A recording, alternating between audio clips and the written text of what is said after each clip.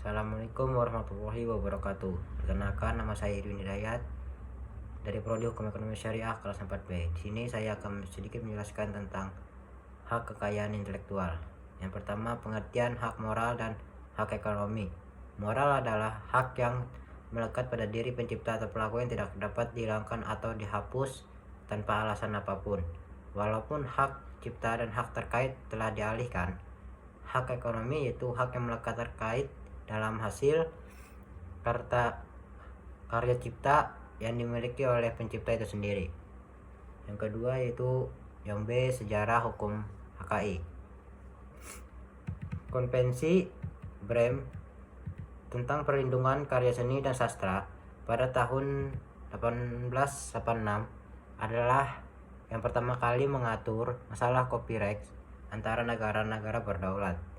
Dalam konvensi ini, copyright diberikan secara otomatis kepada karya cipta. Pengarang tidak harus mendaftarkan karyanya untuk mendapatkan copyright.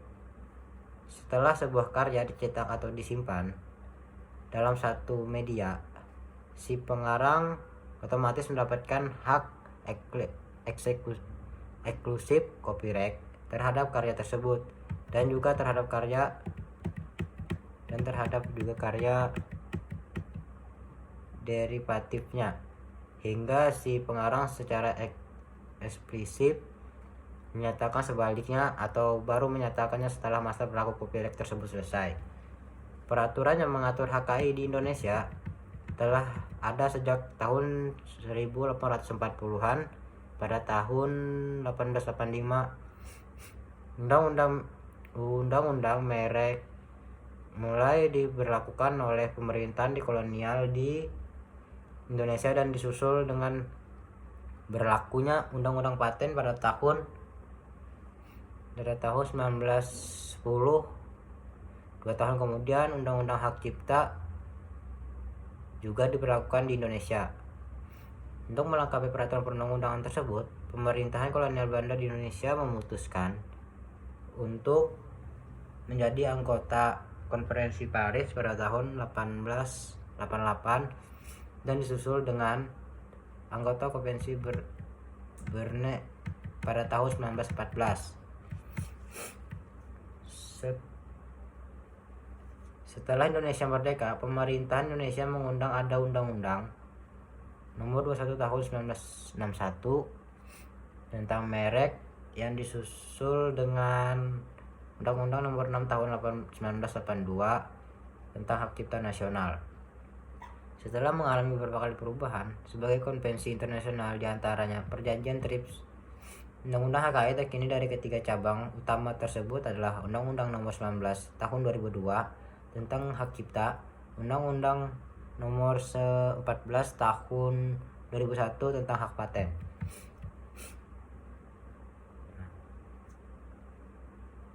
Untuk melengkapi keberadaan Undang-Undang HKI, pemerintahan telah membuat 4 Undang-Undang HKI lainnya, yaitu Undang-Undang Perlindungan Varietas Tanaman, Undang-Undang Nomor 29 Tahun 2000, Undang-Undang Rahasia Dagang, Undang-Undang Nomor 30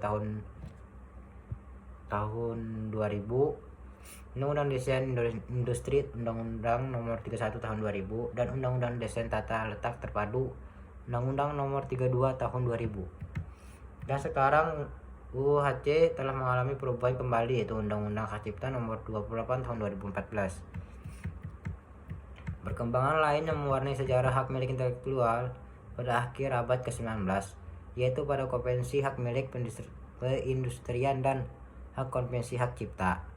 Satu hal yang mendapat perhatian bersama adalah bahwa kedua konvensi ini lahir karena suatu kebutuhan akan kepentingannya perlindungan hak milik intelektual secara internasional dan juga merupakan realisasi terhadap perlunya suatu peraturan yang bersifat global dan menyeluruh di bidang hak milik intelektual.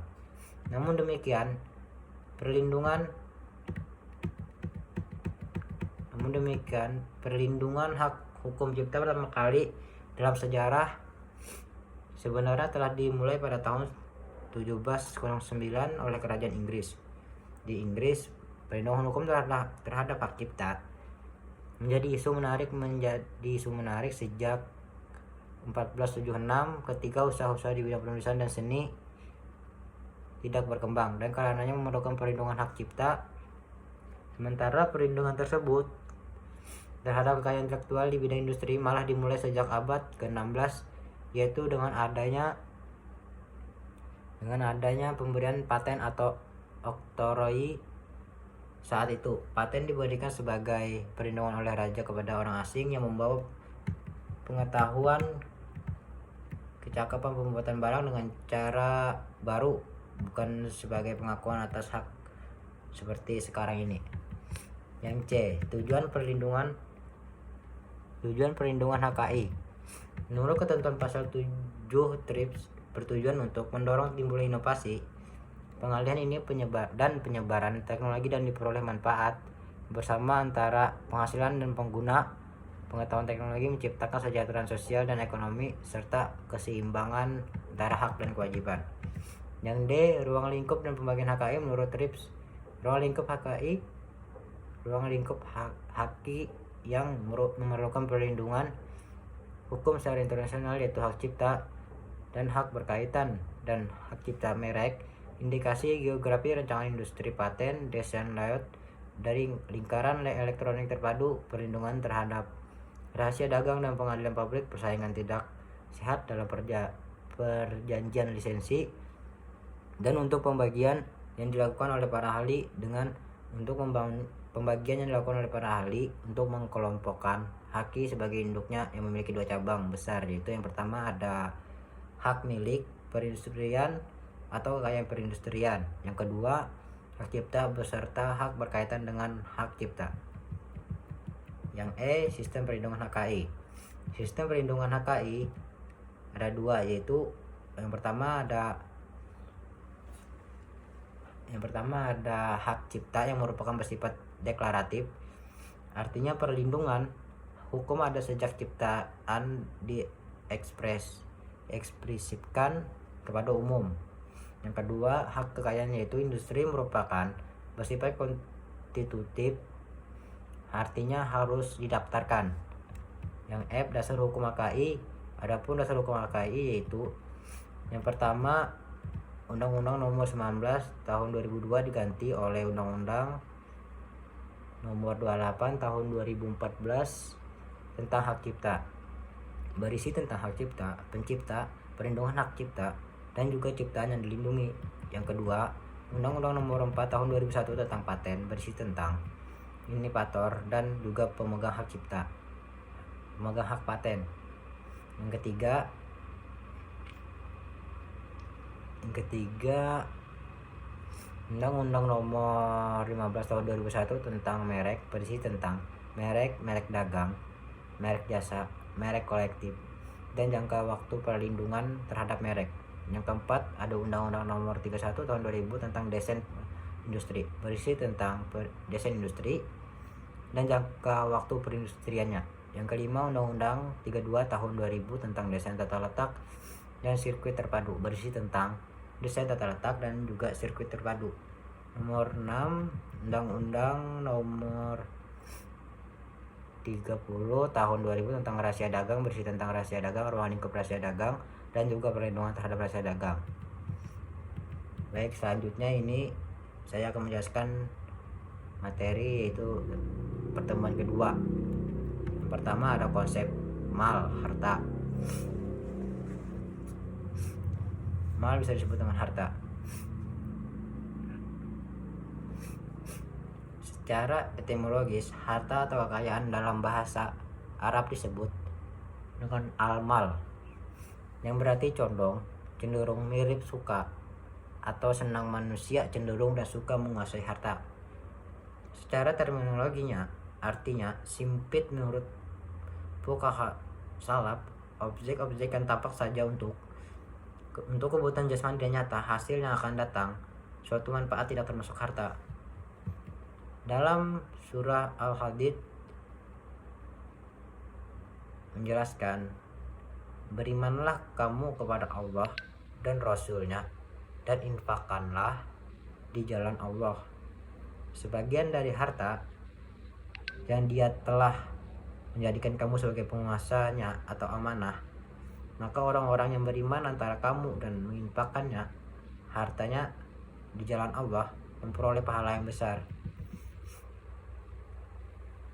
Dan di dalam surah Al-Kahfi ayat 18 menjelaskan, harta dan anak-anak adalah perhiasan kehidupan dunia, tetapi amal kebajikan yang terus-menerus adalah lebih baik pahalanya di sisi Tuhanmu serta baik untuk menjadi harapan.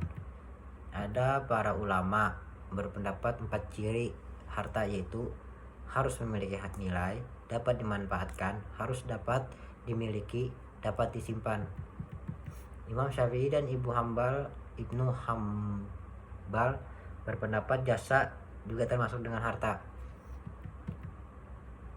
Dari ulama kontemporer atau Musyrafa Ahmad Al-Zakra adalah harta yang segala sesuatu yang bernilai materi di kalangan masya.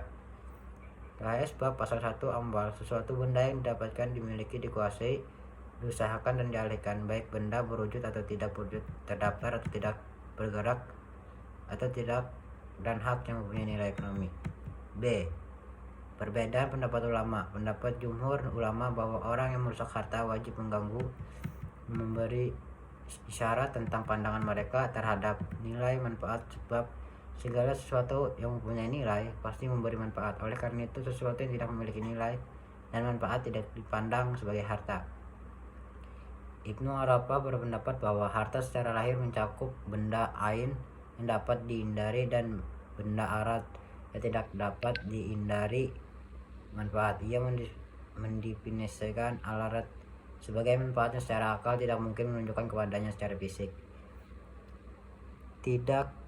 Diskusi teori kepemilikan harta yang berkaitan dengan hak kekayaan intelektual ini dipertegas dalam fatwa ulama seperti Majma' al-Fiqh al-Islami nomor 43, Muktamar nomor 5 tahun 1409 Hijriyah 1988 Masehi tentang hal hukuk al-manawiyah dan keputusan Fatwa Majelis Ulama Indonesia nomor 1 Munas tentang perlindungan hak kekayaan intelektual. Keputusan disandarkan pada pandangan Dr. Fatih Al-Durain dalam kitabnya Hak al-Ibtikar fi al-Fiqh Islami al-Muqarran yang mengatakan mayoritas ulama dari kalangan mazhab Maliki, Syafi'i, dan Hambali berpendapat bahwa hak cipta atas ciptaan yang orisinal dan bermanfaat tergolong harta berharga sebagaimana benda yang boleh dimanfaatkan secara syara atau hukum Islam.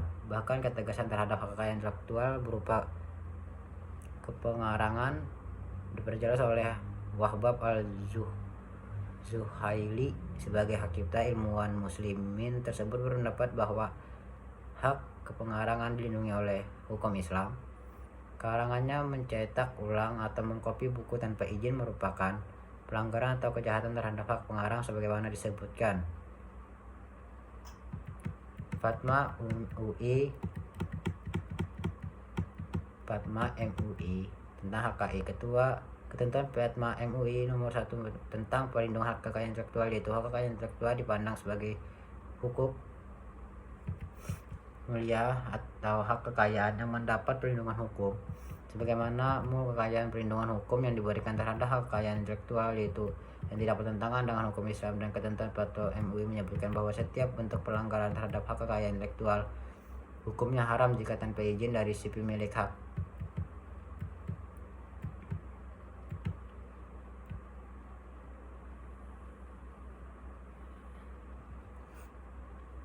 Ketentuan hukum tersebut belumlah sangat jelas jika menganggap memperbanyak atau memfotokopi suatu ciptaan seperti buku hukumnya haram jika tanpa izin. Seharusnya dalam ketentuan hukum tersebut lebih menjelaskan memperbanyak dan memfotokopi suatu ciptaan seperti buku jika tanpa izin dan tanpa dikomersilkan. Mungkin sekian penjelasan saya tentang HKI dari pertemuan pertama dan kedua. Sekian dari saya. Wassalamualaikum warahmatullahi wabarakatuh.